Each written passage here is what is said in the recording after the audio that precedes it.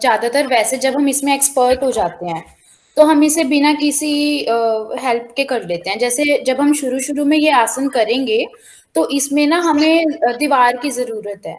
इसमें हम क्या करते हैं कि हम ना जैसे इस पोस्चर दिख रहा है ना तुम्हें, ये हथा योगा है। हथा योगा किसे पता है क्या होता है? मतलब वैसे योगा होती है, हथा योगा में ऐसा क्या होता है? नहीं पता, बताना। हथा योगा जो होती है ना, वो एक योगा की ब्रांच है। मतलब जिन पोस्चर्स में ना हमें थोड़ा फोर्स लगाना होता है, और इन योगा को करने से हमें पीस मिलता है, बॉडी को भी और माइंड को भी। ठीक है, इसमें हमें एक तो वो दीवार की भी जरूरत पड़ती है, और हम कभी कभी पिल्लो या ब्लैंकेट्स हो गए, उन्हें भी यूज कर सकते हैं। इसके लिए ना सबसे पहले हमें खुला स्पेस चाहिए। हमारे जो फीट हैं वो फ्लोर पे होनी चाहिए, और हम किसी दीवार के से फ्रंट में होनी चाहिए। ठीक है, फिर हमें क्या करना है, हमें अपने धीरे धीरे पैर ऊपर लेकर के जाने हैं, अपवर्ड की तरफ। और अपने जो बटक्स है ना, उन्हें हमें थोड़ा प्रेस करना है अवे फ्रॉम द वॉल। ठीक है, और फिर हम जब देखेंगे तो हमारी जो टांग लेग्स हैं उनका 90 डिग्री एंगल बनना चाहिए। ठीक है, हमें अपना हेड और जो नेक है उन्हें न्यूट्रल पोजीशन में रखना है, मतलब कोई सॉफ्ट पोजीशन में रखना है, हमें कोई उन पे प्रेशर नहीं लगाना। फिर हमें आईज क्लोज करनी है और ब्रीथ करनी है, मतलब स्ट्रेस नहीं लेना, रिलैक्स करना है ऐसी पोजीशन में। और ये ना हमें 5 मिनट तक करना है। ठीक है, अब ये होता है कि इसके क्या क्या बेनिफिट्स है। सबसे पहले तो किसी के लेग्स में या पैरों में दर्द है, थकान होती है, तो वो चली जाती है। ठीक है, और हमारी जो नेक प्रॉब्लम है, नेक में दिक्कत हो रही है, वो सही हो जाता है। सर दर्द है, तो सर दर्द में भी बहुत हेल्पफुल है ये। हमारे माइंड को शांति, स्मूथ मतलब काम भी करता है। और जैसे एंजाइटी हो गई, अर्थराइटिस हो गया, अर्थराइटिस में मतलब जॉइंट पेन हो गया, डाइजेस्टिव प्रॉब्लम्स में ये हेल्पफुल है। सर दर्द में, ब्लड प्रेशर भी हम इससे नॉर्मल कर सकते हैं। इंसोम्निया होती है, इंसोम्निया एक वो प्रॉब्लम होती है जिसमें ना हमें स्लीप डिसऑर्डर हो जाता है। जैसे हमें ना नींद आने में दिक्कत होती है, जब हम मतलब सोने में भी दिक्कत होती है, और जब हम जाग जाते हैं तब भी ना हमें मतलब हम फ्री नहीं फील करते, हमें तब भी ना थोड़ी सी मतलब मन खराब रहता है, हमें तब भी नींद आ रही होती है, और जब नींद लेने की कोशिश करते हैं तब नींद नहीं आती। तो वो भी इससे क्योर हो सकता है। माइग्रेन हो गया, डिप्रेशन हो गया, या रेस्पिरेटरी यूरिनरी डिसऑर्डर्स है किसी को, वेरिकोज वेन्स होती हैं, जैसे हमारी पैर की नसें कभी कभी ज्यादा फूल नहीं जाती कि हमें मतलब वो साफ ही दिखने लग जाती हैं, तो वो भी इनसे हो सकता है। मेंस्ट्रुअल क्रैम्प्स और मेनोपॉज में भी ये हेल्पफुल होती है। अब प्रिकॉशंस ये है कि इसमें ना हमें थोड़ा फोर्स लगाना पड़ता है, तो फिर ये हमें मेंस्ट्रुएशन साइकिल के वक्त नहीं करना चाहिए। और आई प्रॉब्लम होती है, ये ग्लैकोमा जो है ना, वो एक आई प्रॉब्लम होती है जिसमें ना नाइट ब्लाइंडनेस हो जाती है, हमें दिखना बंद हो जाता है।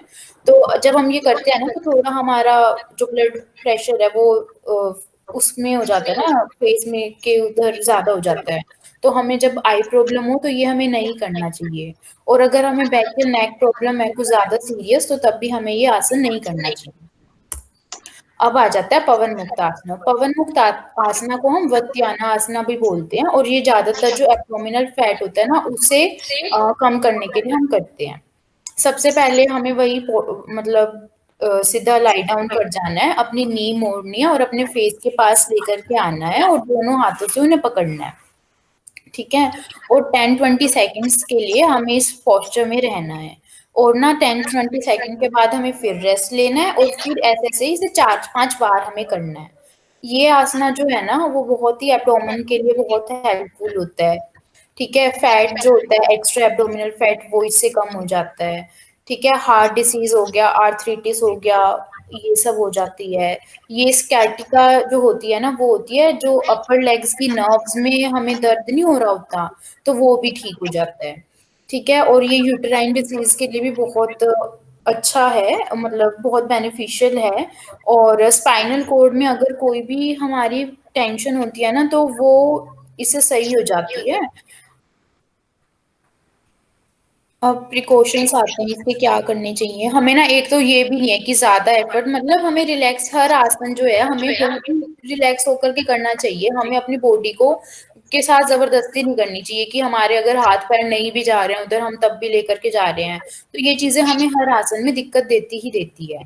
तो हमें इस आसन में क्या करना है कि हमें अगर कोई दिक्कत आ रही है तो हमारे पास एक स्किल्ड इंस्ट्रक्टर होना चाहिए, हमें तब करना चाहिए। और अगर हमें नी है तो नी प्रॉब्लम के वक़्त भी ये हमें नहीं करना चाहिए। और अब दूसरा आ जाता है मकरन आसना।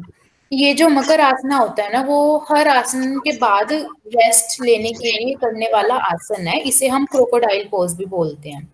ठीक है? तो मकर का मतलब होता है क्रोकोडाइल और आसन का मतलब होता है पोस्चर।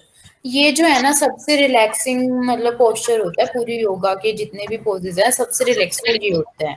ये हमारे बॉडी और माइंड दोनों को रिलैक्स करने का काम करता है।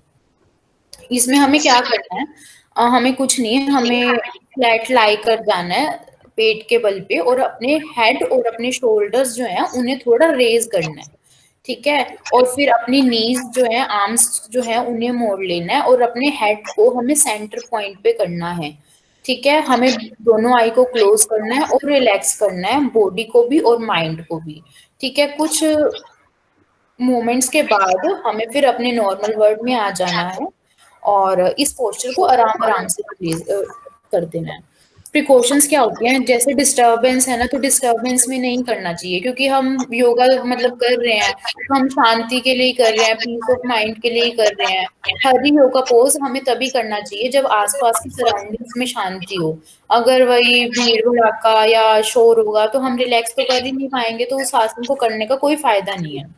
हमें अपनी बॉडी पे किसी भी तरह का स्ट्रेस नहीं डालना क्योंकि ये एक रिलैक्सिंग पोज़ है। हमें जितना रिलैक्स हो सके उतना करना चाहिए। अगर हम अपनी बॉडी को प्रेशर डालेंगे तो रिलैक्स नहीं कर पाएँगे। और बेनिफिट्स क्या हैं इसके? जैसे एब्डोमिनल ऑर्गन्स हैं उन्हें ये बैलेंस करने का काम करता है। हमारी बॉडी में ब्लड सर्कुलेशन भी इम्प्रूव करता है और एंग्ज़ायटी, डिप्रेशन, टेंशन, थकावट ये सब कुछ हटाने का काम करता है।